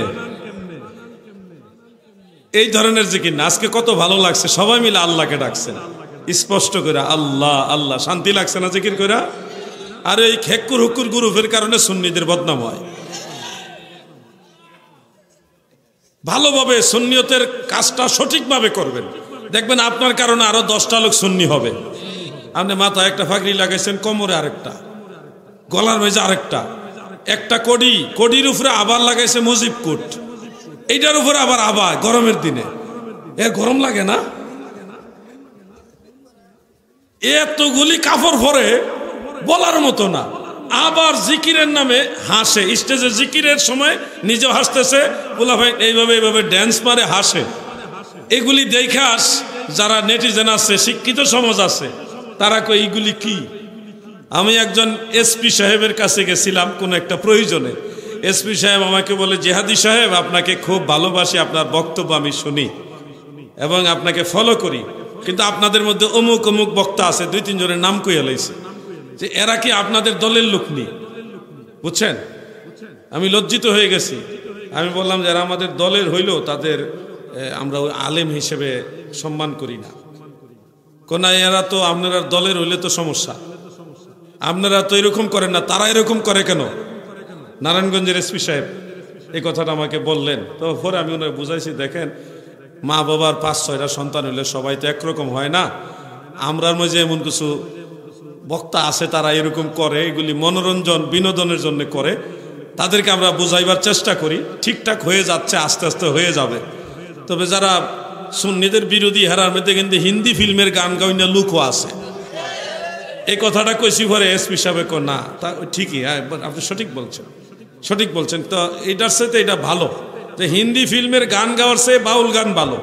তো তারপরেও আমাদের কথা হইলো বাউল গান আমি গাইতাম কেন? আল্লাহ রসুলের গানের কি অভাব আছে? বাউলের গান গাইতাম কি জন্য? আমার কথা হয়েছে আল্লাহর ওলিরা তো অনেক সুন্দর সুন্দর গজল গাইছে, সেই গজলগুলির মধ্যে কত মজা। কাজী নজরুল ইসলামও তো গান গেয়ে গেছে। ত্রিভুবনের প্রিয় মোহাম্মদ এলো রে দুনিয়ায়, সাগর দেখবি যদি আয় রে সাগর। আহা, আচ্ছা এই যে গানটা গাইলাম এটা একটা গান কিন্তু ইসলামী সঙ্গীত। এই গান গাওয়ার পরে কার মধ্যে এই বিনোদনের ভাব আইছে? বিনোদনের ভাব আইছে, কিন্তু নবীর প্রতি একটু হইলো মহব্বত আইছে। নবীর কথা, হ্যাঁ ত্রিভুবন, ত্রিভুবনের প্রিয়, শুধু দুনিয়া না, ত্রিভুবনের প্রিয় মুহাম্মদ এলো রে দুনিয়ায়, আইরে সাগর আকাশ বাতাস দেখবি যদি। নবীর প্রতি মহব্বত বাড়ছে। গান হবে এরকম, আপনি এমন গান গাইতেছেন, ওই গানের টেলা আপনিও হাসতেছেন জিকিরের মাঝখানে, পিছনে যারা তারা জিকির করে তাদের মধ্যে একটা আনন্দ আনন্দ ভাব। এগুলি হলো নাজায়েজ। এগুলি কি? যেই গানে মানুষের ভিতরে আখেরাতের চিন্তা আসে না, আল্লাহ রসুলের চিন্তা আসে না, বিনোদন আসে, এই গান হারাম। যে ইসলামী সঙ্গীতের নামে গান গাওয়া হয়, আল্লাহ রসুলের চিন্তা মাথায় আসে না, ধর্মের চিন্তা আসে না, আখেরাতের চিন্তা আসে না, বিনোদন আসে, মনোরঞ্জন আসে, ওই গান হারাম। উচিত কথা কই, খুশি হইলে হইবেন, না হইলে হই নাই, কথা দিন শেষে এটাই ঠিক। আমারে পছন্দ করতেও পারেন, নাও করতে পারেন। গান বাজনা নিয়ে আমি আলাদা কিতাব লিখছি। কিতাবের মধ্যে দেখলাম কোন গান জায়েজ আর কোন গান না জায়েজ, কত দলিল যে পাইছি।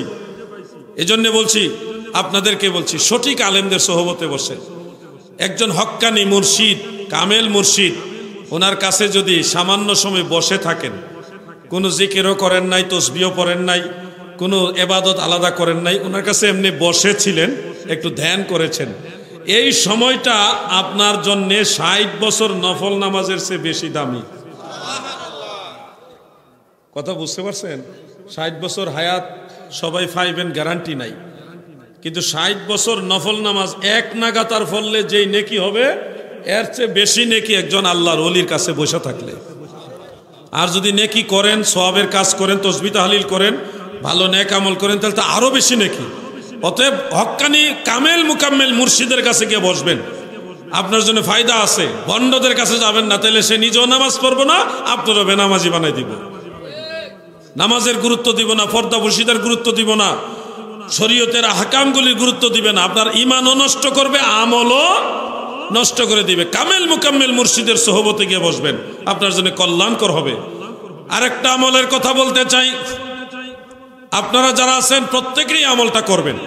সে আমলটা এমন একটা আমল যেটা আপনার অতীতের জীবনে যত গুনাহ আছে, এমনকি সাগরের ফেনার পরিমাণও যদি গুনাহ থাকে, সাগরের ফেনার সমপরিমাণও গুনাহ যদি আপনার আমল নামায় থাকে, সমস্ত গুনাহ এই আমলের কারণে, এই দোয়াটা পড়ার কারণে মাফ হয়ে যাবে। ছোট্ট একটা দোয়া, আমি কি বলবো? যুবক ভাইরা বলেন, বলবো?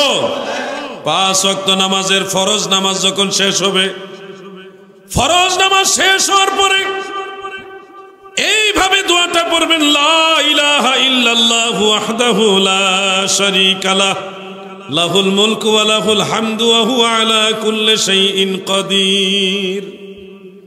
অনেকেই পারেন, না পারলেও কঠিন না। কালিমা শাহাদাত পারেননি, কথা কন নাকি পারেননি?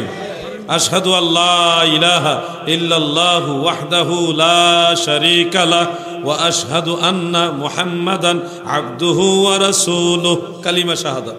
যদি কোন যে পারি না, দিলে আপনি মুসলমান কেমন হইছেন? সরকারি মুসলমান, জন্ম মুসলমানের ঘরে জন্মইলি মুসলমান। আপনি কালিমা শাহাদত পারেন না তো মুসলমান কেমনে? আপনি টায়াল দেন আশহাদু আল্লা ইলাহা ইল্লাল্লাহু ওয়াহদাহু লা শারীকা লাহু ওয়া আশহাদু আন্না মুহাম্মাদান আবদুহু ওয়া রাসূলুহু। মনে হইছে নি সবার? অনেক সময় ভুলে যায় মানুষ, যতই ফারুন না হোক। মাস্টার্স কমপ্লিট করা লোকের যদি কোন যে সরাইয়া ক খ সব পড়েন, পারতো না, ভেস লাগে যায় বোগা। দেখেন ট্রাই করা সরাই রসইদেরকে এগুলি তো পড়ার জন্য মাস্টার্স করা, যে সর্বোচ্চ ডিগ্রিধারী বা পিএইচডি করছে, ওনারা যদি কোন যে স্বরবর্ণ ব্যঞ্জন বর্ণ পড়েন, পারতো না। কোনো না কোনো জায়গায় পেস্ট লেগে যাবে, কারণ এটা অনেক আগে পড়ছে তো, এটা আবার 2-4 বার দেখলে মনে হয়ে যাবে। তো কালিমা শাহাদতটা আমরা ওরকম হয়ে গেছে অনেকের। মনে রাখতে হবে, এই কালিমা শাহাদাতের প্রথম যে অংশটা আশহাদু, এই শব্দটা বাদ দিয়ে পরের যে অংশটা লা ইলাহা ইল্লাল্লাহু ওয়াহদাহু লা শারীকা লাহু, এই অংশটা আপনারা পারেন। জোড়া দিবেন হলো লাহুল মুলকু ওয়া লাহুল হামদু ওয়া হুয়া আলা কুল্লি শাইইন কাদির। লাহুল মুলকু ওয়া লাহুল হামদু ওয়া হুয়া আলা কুল্লি শাইইন কাদির। আশা করি পারবেন, আমার সাথে বলেন একবার, লাহুল মুলকু ওয়া লাহুল হামদু ওয়া হুয়া আলা কুল্লি শাইইন কাদির। এই দোয়াটা যদি ফরজ নামাজের পরে সালাম ফিরাইবার পরে একবার পাঠ করেন, দরিয়ার ফেনার সময় পরিমাণ গুনাহ যদি আপনার আমল নামায় থাকে, আল্লাহর রাসূল বলেছে আপনার সমস্ত গুনাহ খাতা মাফ হয়ে যাবে। কত সহজ করে দিয়েছে আল্লাহ, কত সহজ করে দিয়েছে আল্লাহ। এরপরে যদি আপনি গুনাহ লইয়া মরেন, তাহলে আপনার মতো কপাল পুরার কে আছে রে ভাই? কত ইজি করে দিয়েছে। নামাজটা সালামটা ফিরে দোয়াটা পড়বেন। আর একটু সহজ করে দেবো, বেশি কঠিন হইতেছে। এরা কথা কয় না যে এইটা আর একটু সহজ করে দেবো, কারণ হইলে এত বড় দোয়া কয়জনে পারবো? পারতো না তা না, চেষ্টা করতো না। আমরা বাঙালি তা চেষ্টা করতো না। চেষ্টা করব, বুঝছেন নি? কিতা আর নাইলে মোবাইল নিয়ে সেটা লুড্ডু খেলবো, দেখি তো মাঝে মধ্যে এগুলি চেষ্টা করে। আর সুযোগটা পাইলই এগুলি চেষ্টা করে। একটা দোয়া শিখবো, হইতো না।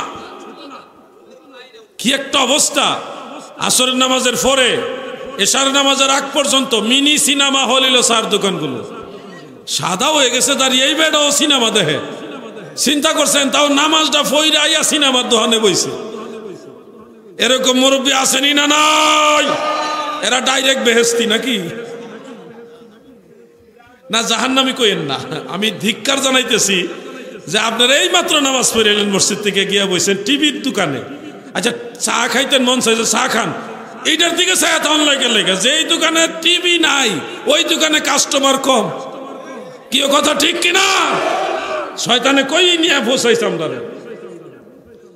সারাটা দিন, প্রত্যেকটা দিন এরা টিভি দেখে, কোনো অসুবিধা হয় না। ইমাম সাহেব কোনো কারণে দোকানে টিভির দিকে একটু হেডলাইন দেখতেছে, হ্যাঁ সমালোচনা শুরু করছে, আমরা হুজুরে দেখি টিভিত মহিলা দেখছে। হুজুরে হেডলাইন দেখতেছে আজকে কয় জায়গায় ভূমিকম্প হয়েছে। এ দোষ ধরতেছে হুজুরের টিভির দিকে ছায়া মহিলা যে খবর কইতাছে মহিলা দেখছে। যদিও হুজুরের শুনে এটা উচিত না, কিন্তু হুজুরের দোষ বেশি। আল্লাহর ওয়াস্তে বলবো, সবাইকে কন্ট্রোল হইতে হবে। আল্লাহ তৌফিক দেন, বলেন আমিন। সবাই বলেন আমিন। আমি বলছিলাম একটু সহজ করে দেই যে লা ইলাহা ইল্লাল্লাহু ওয়াহদাহু লা শারীকা লাহু লাহুল মুলকু ওয়া লাহুল হামদু ওয়া হুয়া আলা কুল্লি শাইইন কাদির।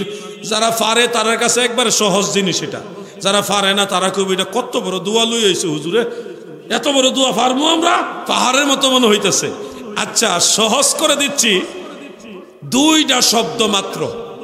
এর মধ্যে একটা শব্দ সবাই পারেন, আরেকটা শব্দ মুখস্থ একবার শুনলি হয়ে যাবে। 2টা শব্দ বলবো, বলেন সুবহানাল্লাহি ওয়া বিহামদিহি। বাস, এটা মনে হয় বেশি কঠিন, এটা সহজ। তাহলে আরেকবার বলেন সুবহানাল্লাহি, এরপরেরটা কি তা? মাশাআল্লাহ মাশাআল্লাহ, দেখছেন?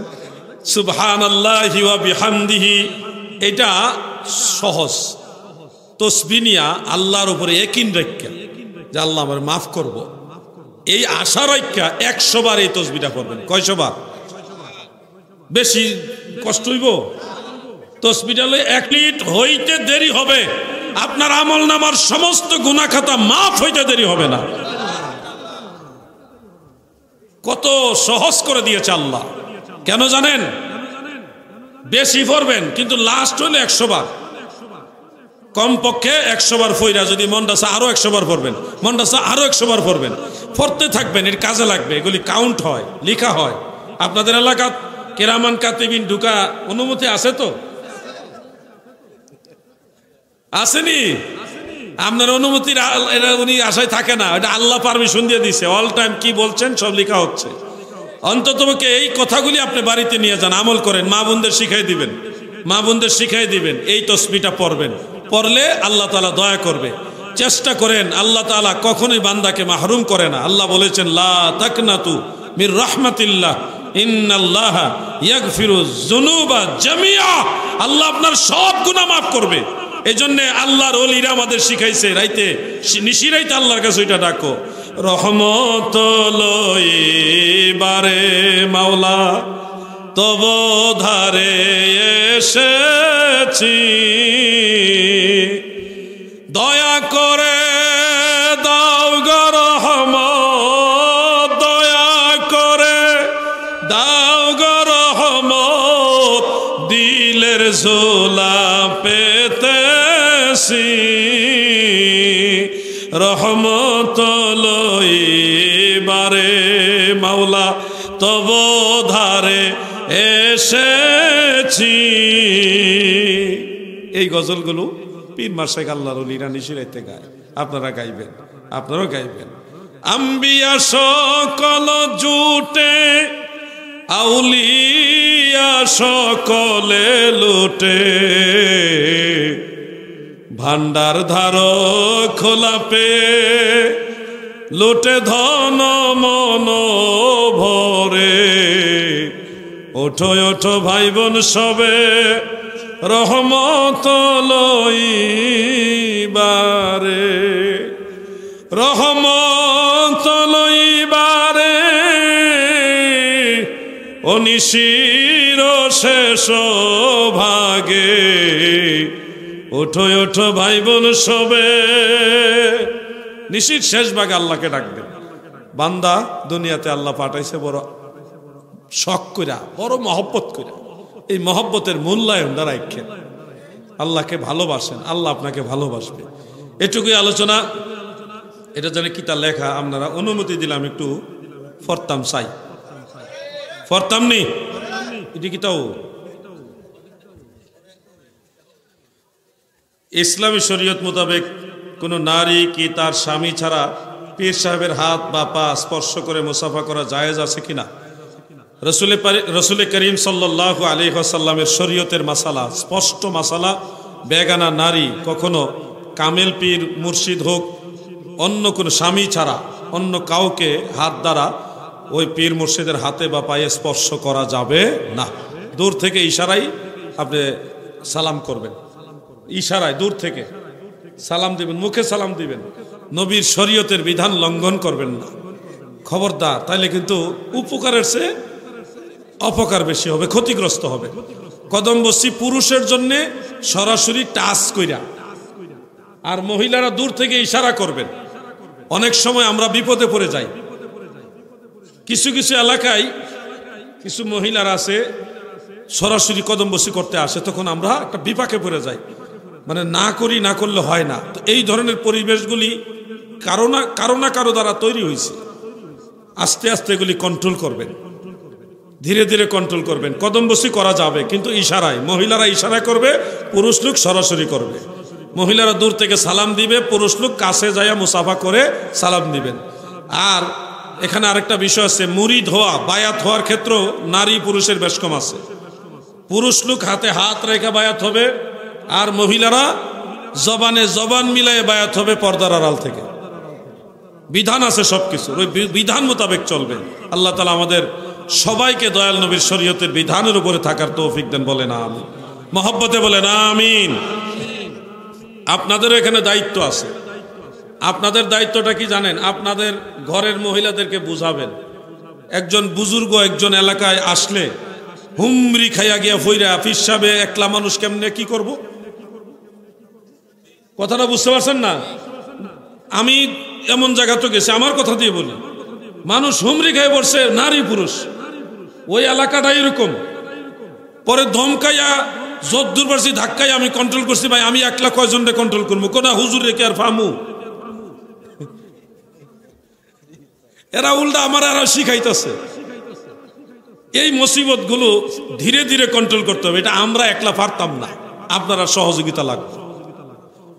যে অমুক হুজুরের কাছে দেখছি মহিলারা গিয়া কদম বসি করে লেছে, হুজুরের দোষ খুঁজে না, আপনার দোষ। কারণ আপনার ফ্যামিলিকে আপনি বুঝাইতে পারেন নাই। আপনারও এখানে দায়বদ্ধতা আছে, দায়িত্ব আছে, নাকি বলেন আপনারা? না, নিজের দোষটা তো জীবনে স্বীকার করতেন না, নিজের দোষটা স্বীকার করতেন না, দোষ নরম পাইবেন হুজুরে। হুজুরের তো নরম মানুষ, হুজুরের সব দোষ। আল্লাহ যেন আমাদেরকে বিধান মোতাবেক চলার তৌফিক দেন, বলেন আমিন। বলেন আমিন। যাক, আর বেশি কইতাম না, দেখা গেছে মামলায় আমরা মেজে অনেকে জড়িত আছে।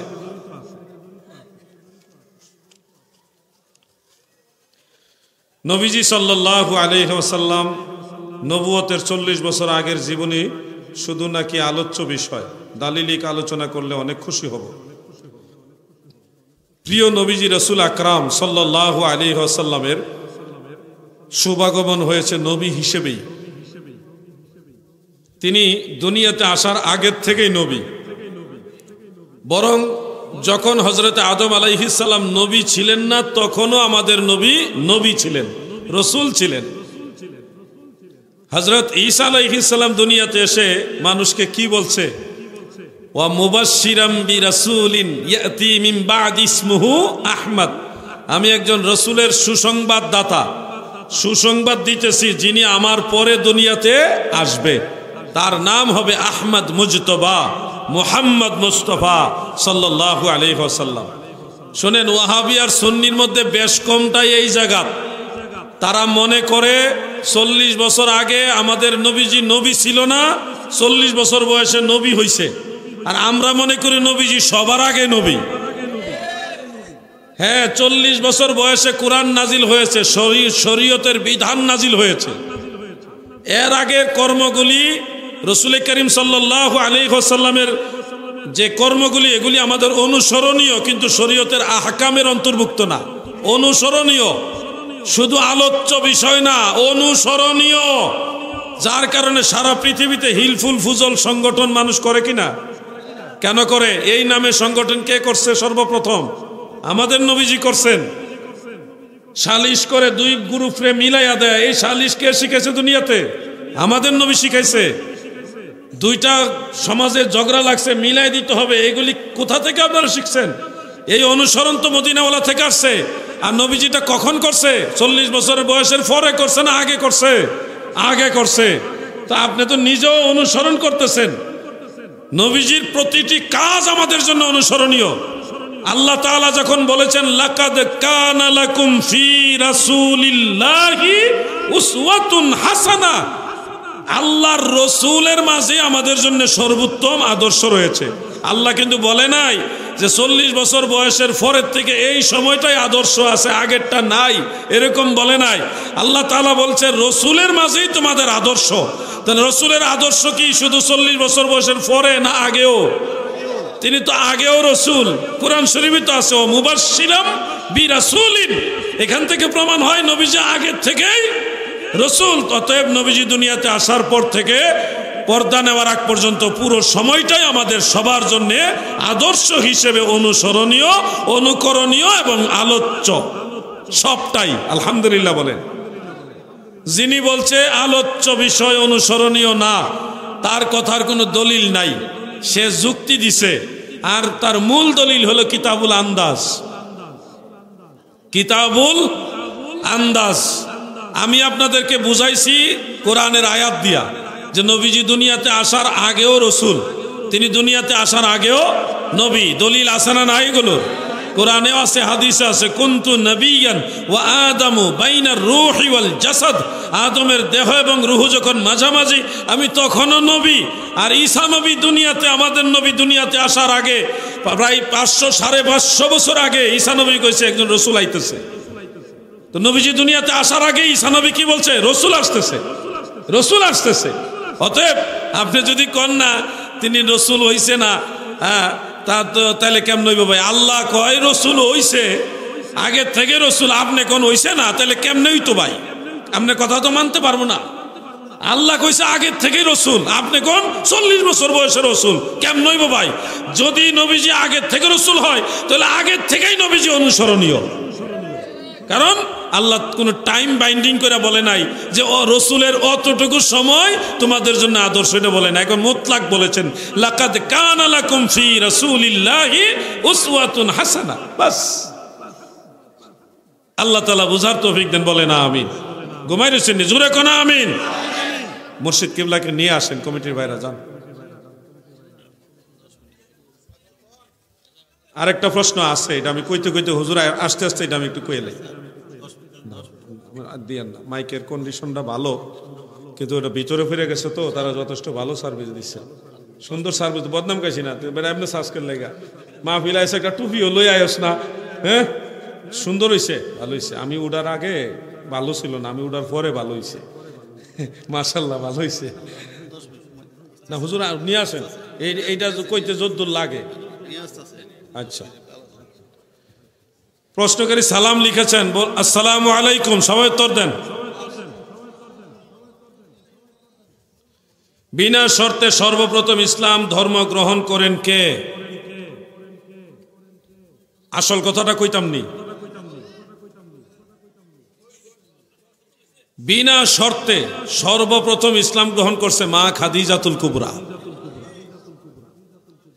মূলত সর্বপ্রথম ইসলাম গ্রহণকারী হইল মা খাদিজাতুল কুবরা রাদিয়াল্লাহু তাআলা আনহা।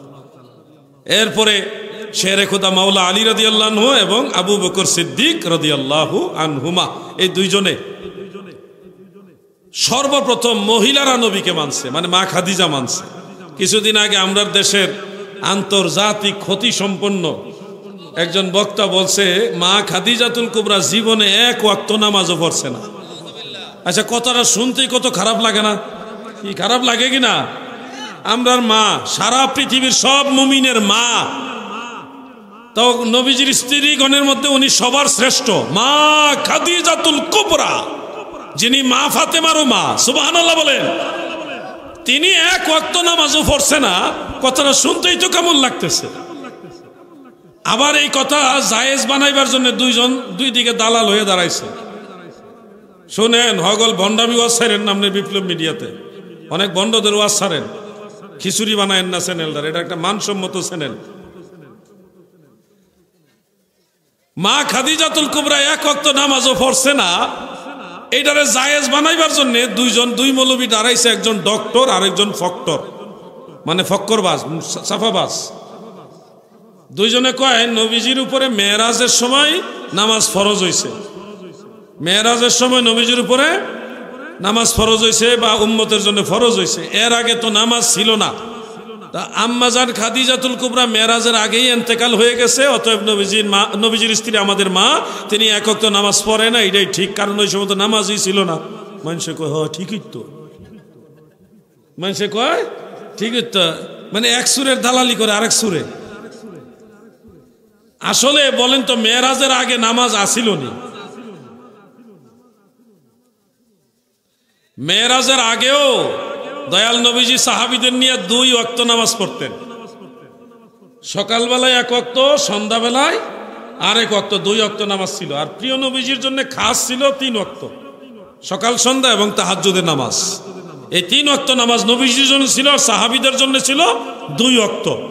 আল্লাহর নবীর সাথে সর্বপ্রথম যিনি নামাজ আদায় করেছেন, কে আদায় করেছেন? তাবাকাতুল কুবরা, মুসনাদু আহমদ মুআজামুল কবির লিত-তাবারানী মাজমাউজ যাওয়াইদের মধ্যে উল্লেখ, কানা রাসূলুল্লাহি সাল্লাল্লাহু আলাইহি ওয়াসাল্লাম ইউসাল্লি ওয়া তুসাল্লি মাআহু খাদিজাতুল কুবরা রাদিয়াল্লাহু তাআলা আনহা। আমার নবীজি নামাজ পড়তেন, আল্লাহর নবীর সাথে আমাদের মা খাদিজাতুল কুবরা নামাজ পড়েছেন। সুবহানাল্লাহ বলেন, সুবহানাল্লাহ বলেন। আরে আমার আল্লামা না, আমরা আল্লামা না, আমাদের উস্তাদ যারা তারা হইল আল্লামা। যারা তারা আল্লামা কইেন না ভাই, বিপদ। আমরা যারা আল্লামা হয়েছে তাদের জুতা বহন করছি, তাদের জুতা বুকে নিয়েছি, তাদের ব্যাগ কাঁধে নিয়েছি, তাদের পদধূলি আমরা মাথায় নিয়েছি। তারা হইল আল্লামা, আমরা তাদের ছাত্র। আল্লামা যারা তারা কইেন না। তাকবীর দেন।